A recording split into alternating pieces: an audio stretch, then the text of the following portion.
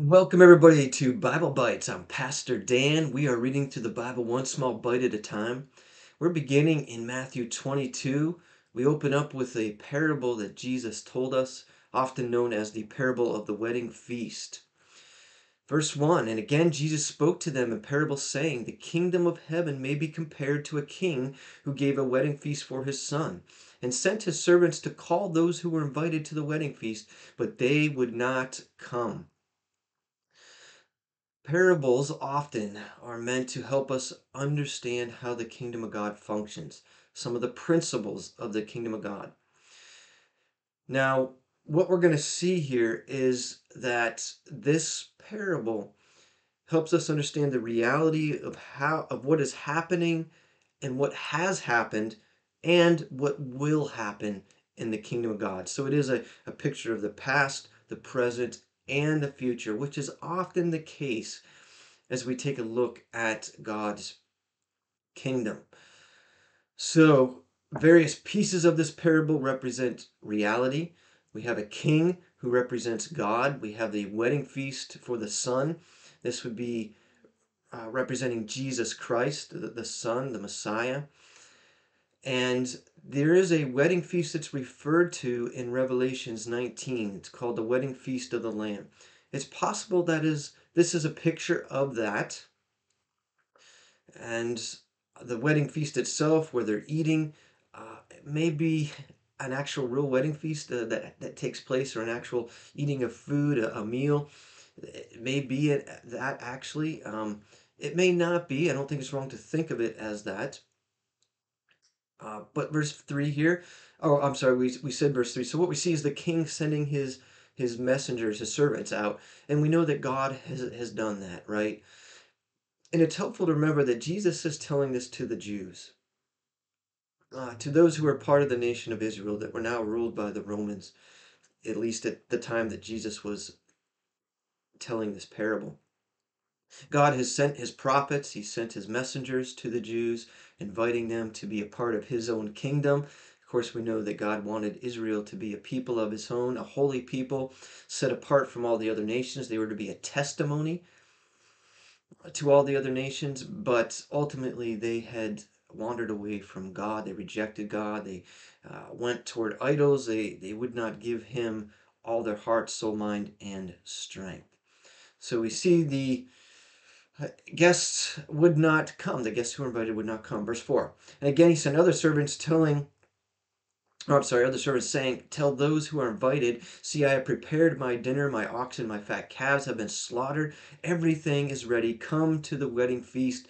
So there's an emphasis on the hospitality of God, how he's lavished upon them, his generosity, a great amount of food, the banquet's prepared. Come on, come. I want you to be here.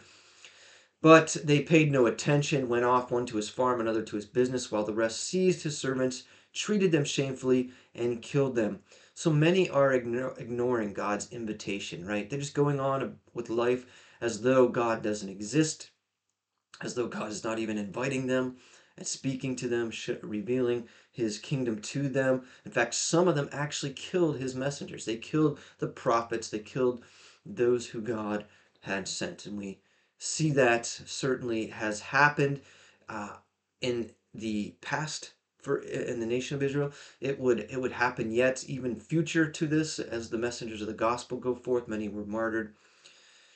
So what's the result here? Verse 7, the king was angry. He sent his troops and destroyed those murderers, burned their city. So we know Israel was judged. Various nations took the Israelites captives, the Assyrians, the Babylons. Of course, other nations ruled over them, the Persians, the Greeks, and like I said, now the Romans. Then he said to his servants, The wedding feast is ready, but those invited were not worthy. Go therefore to the main roads and invite to the wedding feast as many as you find.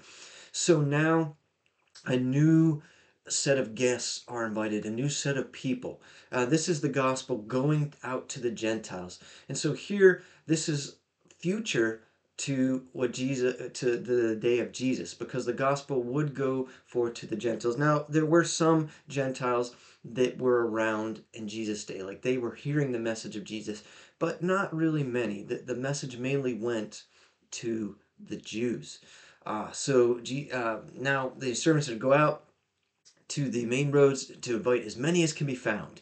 And it says both bad and good. So Jesus dies for all people. Jesus' rescue is for all.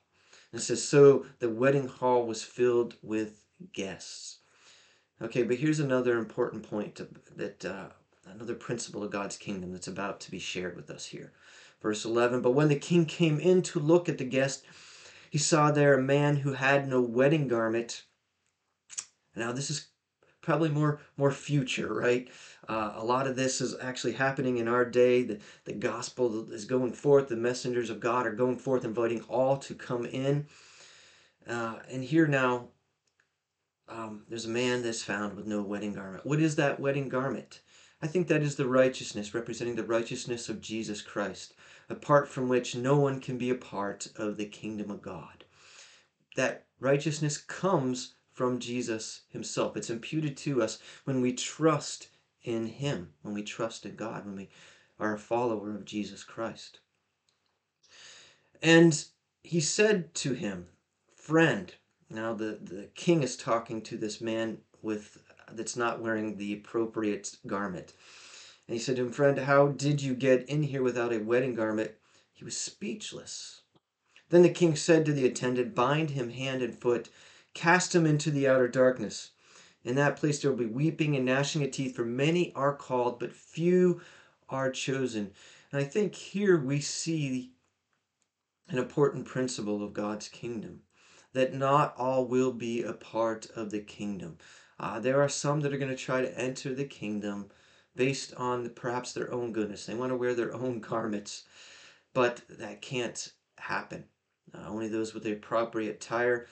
That place of darkness where there's weeping and gnashing of teeth, obviously this is not a place where anybody wants to be. Uh, what does the gnashing of teeth represent?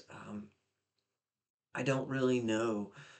Some people say that what this is people getting actually what they really wanted, right? The fulfillment of human desire, of human nature, God not holding back the wickedness of the human heart. It may be that. It's a place that's apart, separated from the blessing of God. So there's despair there, and we don't know, but certainly a place of judgment, right?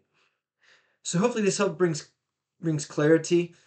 These parables really help us understand what the kingdom is like and how it is even functioning right now in our midst, and a picture, a glimpse of what is happening too in the future. Past, present, future. This is the kingdom of God at work right now and forever. Be blessed, and until our next video, we'll see you then.